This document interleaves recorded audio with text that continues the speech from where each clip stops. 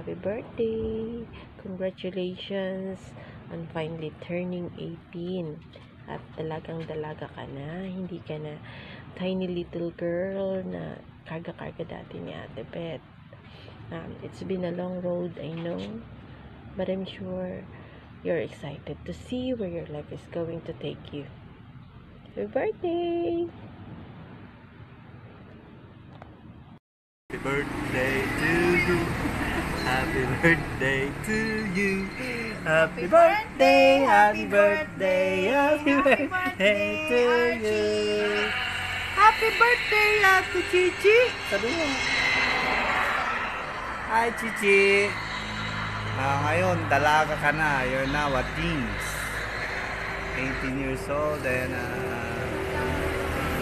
pero sa itsura mo parang hindi ka pa 18. Para kang 10 years old pa lang.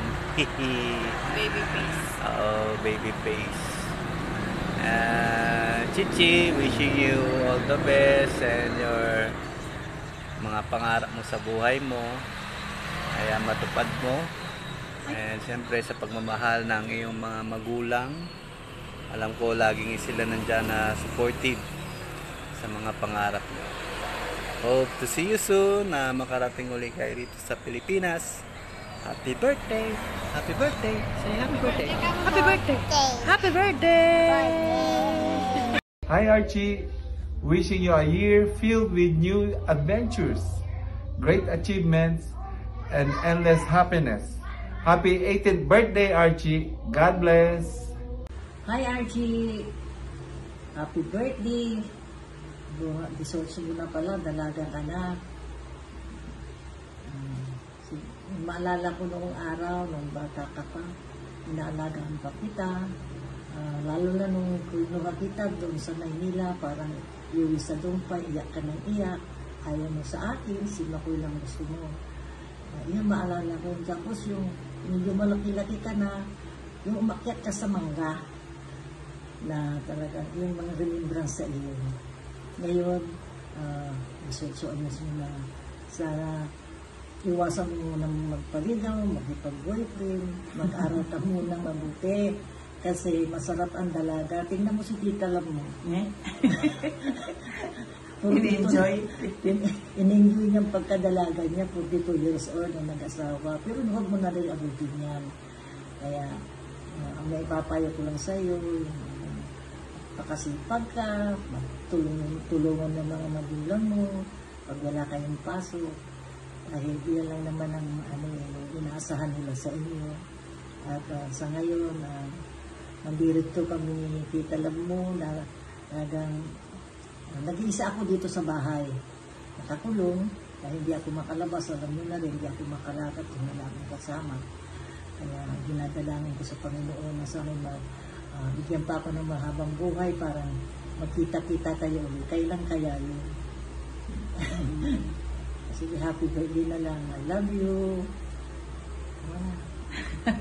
Hello, Archie. Happy 18th birthday. And ngayon na talagang ika nga lady. O kaya nasa adulthood ka na. So, dalaga ka na. Talagang, ika nga talagang, take care lang. Ingatan mo ngayon ang sarili mo dahil dalaga ka na. And yun, aside of that, talagang,